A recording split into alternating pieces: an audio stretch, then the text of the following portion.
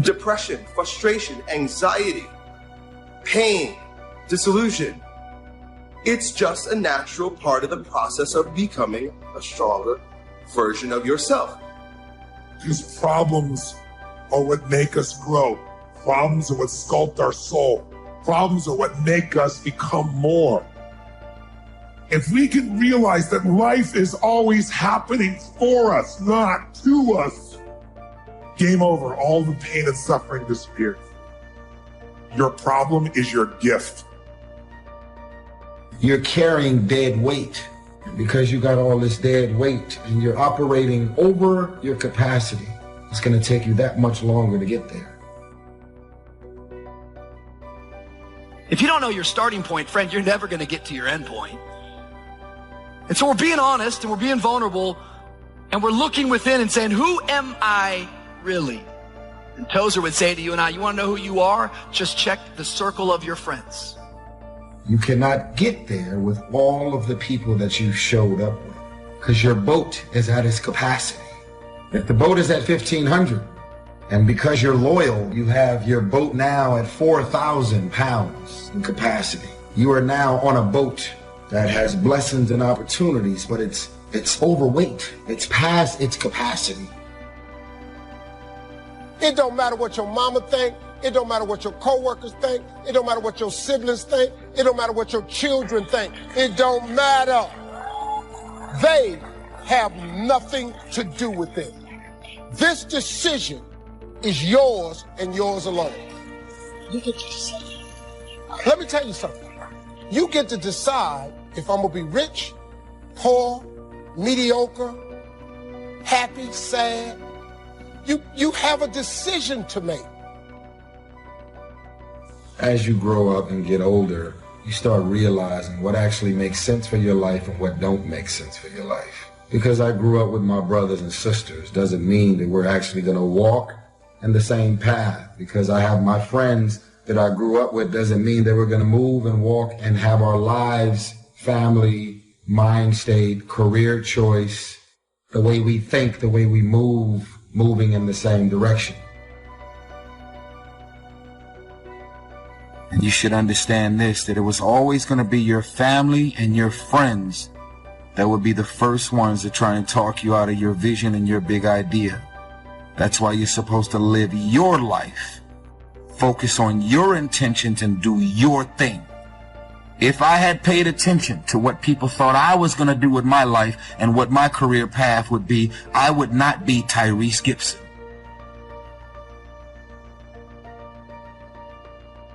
Character is self-imposed discipline for the sake of moral convictions.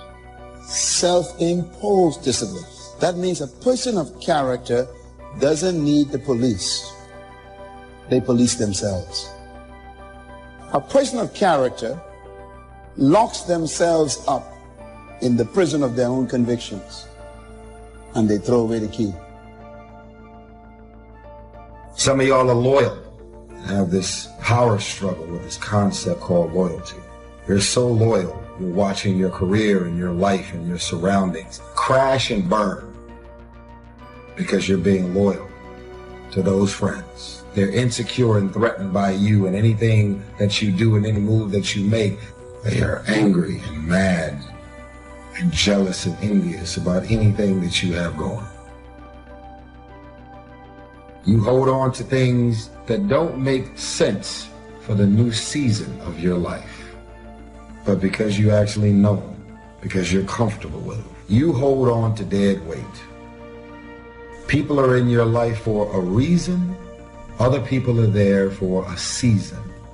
But it's important to recognize when people's seasons are over.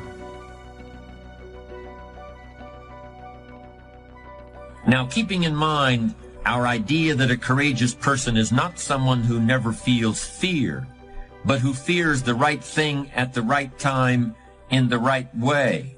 What really scares people about these situations is the sense that they're going to be helpless, that all their trust was placed in somebody or something, and now they've been let down and they can't do anything. They're helpless. Take your place, make your mark, and live your life. God didn't bring you in this world to wake up and die one day and just be another person that lived and died and didn't do anything significant in this world.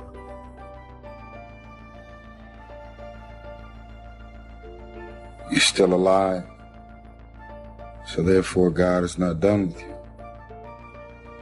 Discipline is the root of all good qualities, but you have to absolutely apply it to things outside of just waking up early.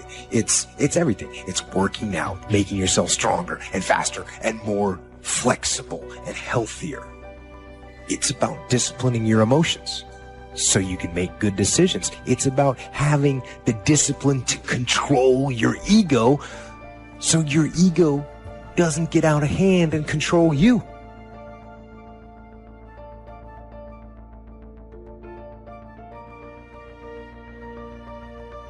Character is sacrifice for principles. So character means you are willing to sacrifice friendship to protect your principles. You are willing to lose your best friend in order to keep your principles. The first challenge is for us to find ourselves. And we find ourselves when we discover our purpose. Find that purpose. It's what makes you solid. It's what makes you secure. It's your mooring. It keeps you just exactly where you need to be so that you can accomplish what you want to accomplish. And so I think that now more than ever, we must begin to look at what are the things that we can do that will enable us to do some things and use some powers that we have, that many of us go through life never ever discovering that we have those things going for us. And part of that, I believe, is knowing what it is your life worth. What is it that gives your life a sense of meaning and purpose? A truly confident person's belief in himself is strong enough so that he's able to believe in others. Distrust in yourself breeds distrust in everyone you meet. A confident person gives you confidence. She creates confidence in others. The strength of her character makes you a stronger character. Do you have character? Who are you with right now that you shouldn't be with? Think about it. Society is conspiring all the time in our culture to completely distract you so you never win. To just divert your focus and attention. Look over here. Look at this shiny thing. Worry about what's going on here in this war. And they get these different things on television and our phones and in our lives to just get us distracted so we never get obsessed. We never get laser focused. Ask yourself truthfully, your big goals and dreams, are you really clear on what they are? Because if you don't have that, we can't even get started. Other people will often see how God shaped you before you do. Because when you're naturally good at something, you think everybody's good at it. They're not. And when you're good at something, you just think it's a normal thing. Well, anybody should be able to do that. Well, they don't. And so other people will actually have to point it out in you. When the temptations outweigh the benefits, that's all it takes for some very unfortunate things to start happening. In my opinion, and I think there are very few exceptions to this, a bad person is simply somebody who doesn't have enough reasons to be good. Fear kills hope. Fear put people in the hospital.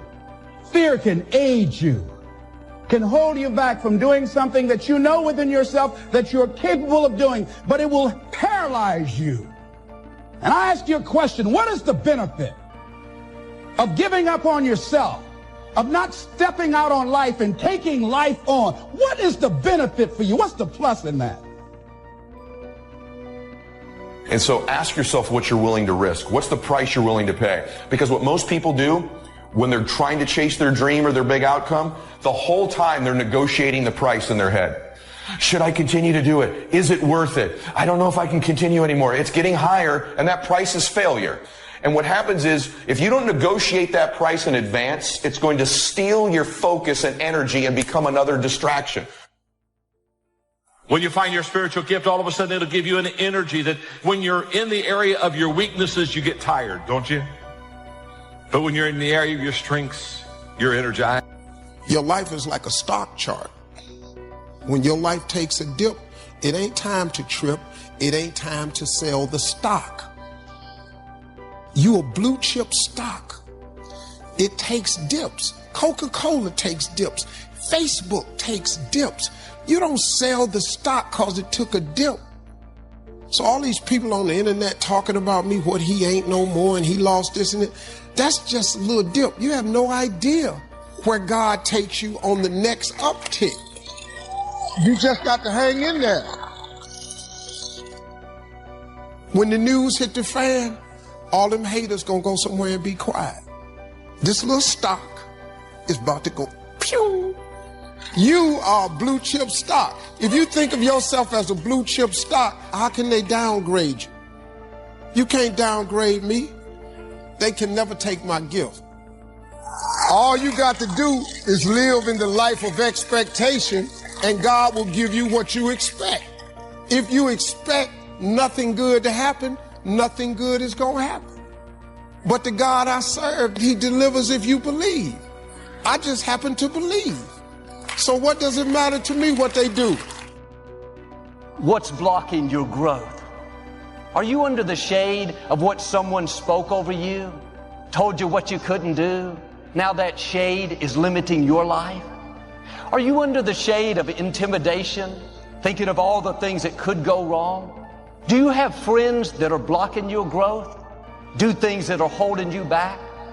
What could you become if you got out from under that shade? The good news is the potential is still in you. Remove what's blocking your growth and you'll begin to blossom. You'll go to new levels. You may have made mistakes. We all have. But don't let guilt stunt your growth. Quit thinking about all the things you've done wrong, thinking you've seen your best days. There's always some reason to be down on ourselves. You have to put your foot down and say, no thanks, I'm not living under that shade. My past is over. My present is secure. My future is bright. Get your passion back. Start believing again. Start hoping again. Start dreaming again. Is something blocking your growth? Guilt, fear, doubt? You have to come out from under that shade. New doors are going to open. Talent will come out that you didn't know you had. One thing that can easily stunt our growth is the people that we're spending time with. The people you're eating lunch with at the office. The neighbor you're hanging out with. Are they making your life better? Inspiring you to reach your dreams? Or are they causing you to compromise? Take the easy way out? You're going to become like the people you continually associate with. If you want to know what you're going to be like in 5 years, look at your friends. If they gossip, unfaithful in relationships, hard to get along with, do yourself a favor, find some new friends. If your friends are critical, that critical spirit will end up on you. You may not realize it, but they're blocking your growth. They're limiting your potential. It's not their fault. You have to make a change. What if they get upset? What if you miss your destiny? How high could you rise if you weren't being shaded by compromise? I know you love your friends, but your destiny is too great. You need people that bring out the best in you. People that inspire you to do better, that challenge you to live a life of excellence and integrity. Pay attention to what you're seeing modeled around you. That's all getting on the inside. Over time, it will start influencing how you act, how you treat people. And some friendships were great for a time, but now you've come up higher. Doesn't mean they're not good people, but you've outgrown that friendship. Little by little, you need to spend less and less time with them. I know a man, very talented, very influential, but he started hanging around this person that wasn't a good influence. Over time, this man started compromising, doing things that were totally out of his character. He ended up losing his marriage, lost a big contract. He told me later, I knew God was telling me to distance myself, but I ignored it. God always gives us a warning. When He asks you to do something, it's for your own good. If you'll get rid of the wrong people, then God will send the right people. And too often, we don't realize who we are. We're letting doubt, negative voices convince us that we're limited. I come from the wrong family. I don't have the talent. Who told you that? That's the enemy trying to keep you under the shade. He'd love for you to believe those lies your whole life. Hiding, insecure, afraid to step out. This can be a destiny moment for you.